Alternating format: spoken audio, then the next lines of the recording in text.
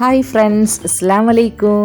പുതിയൊരു റെസിപ്പിയിലേക്ക് എല്ലാവർക്കും സ്വാഗതം. ഇന്ന് നമുക്ക് നല്ലൊരു പൊറോട്ടൻ്റെ റെസിപ്പി ആയാലോ. നല്ല കേരള സ്റ്റൈൽ പൊറോട്ടയാണ് ഞാൻ നിങ്ങൾക്ക് ഇന്ന് പരിചയപ്പെടുത്താൻ പോകുന്നത്. അതോടൊപ്പം തന്നെ എൻ്റെ ചാനൽ ഇതുവരെ സബ്സ്ക്രൈബ് ചെയ്യാത്തവരൊന്ന് സബ്സ്ക്രൈബ് ചെയ്ത് തൊട്ടടുത്തുള്ള ബെൽ ബട്ടൺ ഒന്ന് പ്രസ് ചെയ്ത് ഓൾ എന്ന ഓപ്ഷൻ കൊടുക്കണേ. ഇനി നമുക്ക് മാവ് കുഴക്കാൻ ആവശ്യമായ സാധനങ്ങൾ എന്തെല്ലാമെന്നുള്ളത് നോക്കാം. ഞാനിവിടെ ഒരു മുട്ടയാണ് എടുത്തിരിക്കുന്നത്.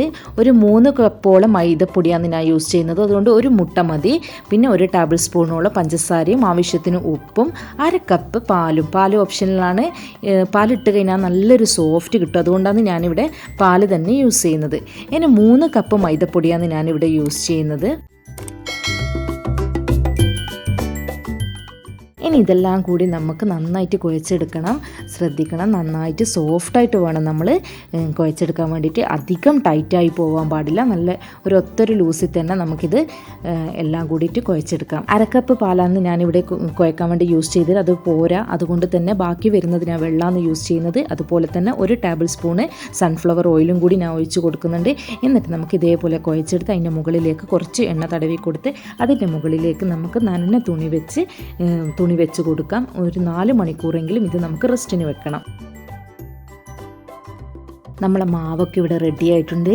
4 മണിക്കൂർ വരെ നമ്മൾ വെച്ച മാവാണിത്. നല്ലൊരു സോഫ്റ്റ് ആയിട്ടുണ്ട്. നിങ്ങൾക്ക് ഞാൻ കുഴക്കുമ്പോൾ തന്നെ ശ്രദ്ധിക്കുക, നല്ല സോഫ്റ്റായിട്ട് വന്നിട്ടുണ്ട്. ഇനി നമുക്കിത് ഓരോ ഉരുളകളാക്കിയിട്ട് എടുക്കണം. അതിനായിട്ട് ഞാനിവിടെ ഉപയോഗിക്കുന്നത്, കയ്യിലൊക്കെ തടവാൻ ഉപയോഗിക്കുന്നത് സൺഫ്ലവർ ഓയിലാണ്.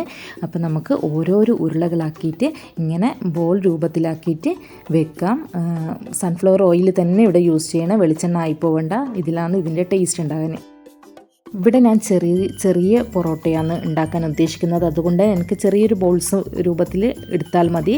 ഇനി എന്താ പറയുക, ഒരു ബോൾ കൊണ്ട് തന്നെ 2 പൊറോട്ട ഉണ്ടാക്കണമെന്നുണ്ടെങ്കിൽ കുറച്ചും കൂടി വലിയ ബോൾസ് ഉണ്ടാക്കിയാൽ മതി. ഞാനിപ്പോൾ ഒരു ബോളിൽ 1 പൊറോട്ട മാത്രമാണ് ഉണ്ടാക്കാൻ ഉദ്ദേശിക്കുന്നത്.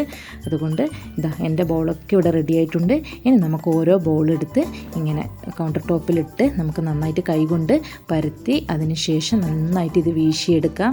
ഹാർഡായിട്ട് വീശേണ്ടതില്ല, നല്ല സോഫ്റ്റ് ആയിട്ട് കൈ കൊണ്ട് ഞാൻ ഈ വീശുന്നത് പോലെ വീശി ഇങ്ങനെ റൗണ്ട് ചുറ്റി കൊടുക്കുക. എണ്ണ തടവി കൊടുക്കണം, മറന്നു പോകരുത്. എണ്ണ തടവി നന്നായിട്ട് ഇങ്ങനെ ഒരു റൗണ്ട് പോലെയാക്കി ഇങ്ങനെ ഓരോരോ മാവുകളും നമുക്ക് ഇങ്ങനെ ചെയ്തെടുക്കാം.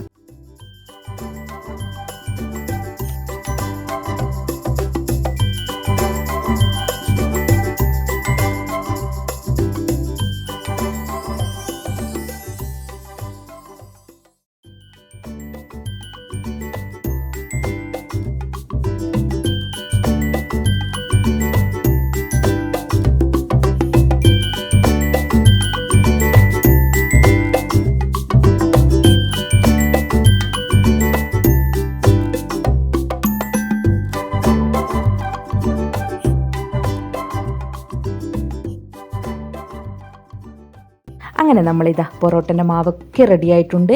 എല്ലാം വീശി നല്ല അടിപൊളിയായിട്ട് തന്നെ ആക്കി വെച്ചിട്ടുണ്ട്. ഇനി നമുക്കിത് ഓരോന്നായിട്ട് പരത്തിയെടുത്ത് ചുട്ടെടുക്കണം. ഇത് പരത്തുന്ന സമയം കൊണ്ട് തന്നെ നമ്മൾ സ്റ്റൗ കത്തിച്ച് അതിലേക്ക് ഒരു ഓട് വെച്ച് കൊടുക്കണം. കാരണം പരത്തിയ പാട് തന്നെ നമുക്കിത് ചുട്ടെടുക്കണം. അതുകൊണ്ട് തന്നെ നമുക്ക് ഓരോന്നോരോന്നായിട്ട് പരത്തി വെക്കാം. ഈ ഒരു തടിയിലാണ് ഞാൻ പൊറോട്ട പരത്തിയിരിക്കുന്നത്. അതായത് അധികം നേർമനിയല്ല, അധികം തടിയുമില്ല, മീഡിയം ടൈപ്പിലാണ് ചെയ്തിരിക്കുന്നത്. ഇനി നമുക്കിതൊക്കെ ചുട്ടെടുക്കാം. ആദ്യം തന്നെ എല്ലാം വെച്ച് കൊടുത്ത് അതിലേക്ക് കുറേശ്ശെയായിട്ട് നമുക്ക് സൺഫ്ലവർ ഓയിൽ ചേർത്ത് കൊടുത്ത് എന്നിട്ട് തിരിച്ചിട്ട് കൊടുക്കുക. പൊറോട്ട ഇങ്ങനെ നല്ല എല്ലായിടത്തും വേകുന്ന രൂപത്തിൽ ആക്കിയിട്ട് എടുക്കണം. എന്നിട്ട് അതിന് ശേഷം നമുക്കിതൊന്ന് അടിച്ചു കൊടുക്കണം. 4 എണ്ണം ഒപ്പരം വെച്ചിട്ട് തന്നെ നമുക്കിതൊന്ന് അടിച്ചു കൊടുക്കണം. എന്നാലാണ് നല്ല തിരള് പോലെ പൊറോട്ട ആയി വരും.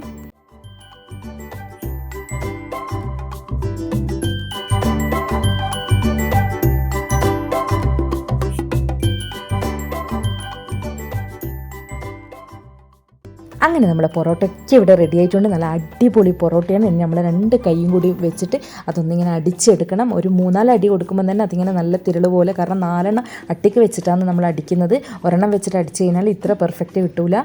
അപ്പോൾ 4 തന്നെ 4, 5, 6 വെച്ചിട്ട് പിന്നെ അടിച്ചെടുക്കാൻ ശ്രമിക്കണം. ഞാൻ ഈ പൊറോട്ടയ്ക്ക് കറിയായിട്ട് ഉപയോഗിക്കുന്നത് ചില്ലി ചിക്കനാണ്. അതിൻ്റെ റെസിപ്പി ഞാൻ ഡിസ്ക്രിപ്ഷൻ ബോക്സിലേക്ക് കൊടുക്കാം. നിങ്ങൾ കാണാത്തവരാണെങ്കിൽ കണ്ടു നോക്കണേ. പിന്നെ ചിക്കൻ മോളിയും എല്ലാം ഇതിന് മാച്ചാണ്. അതൊക്കെ ഞാൻ ഡിസ്ക്രിപ്ഷൻ ബോക്സിലേക്ക് കൊടുക്കാം. നിങ്ങൾ കാണാത്തവരാണെങ്കിൽ കാണണേ. വീഡിയോ ഇഷ്ടമായ ലൈക്ക് ചെയ്യാനും കമൻറ്റ് ചെയ്യാനും അതുപോലെ തന്നെ ഷെയർ ചെയ്യാനും മറക്കല്ലേ. പുതിയൊരു വീഡിയോയുമായി വരുന്നത് വരെ എല്ലാവരോടും താങ്ക്സ് ഫോർ വാച്ചിങ്.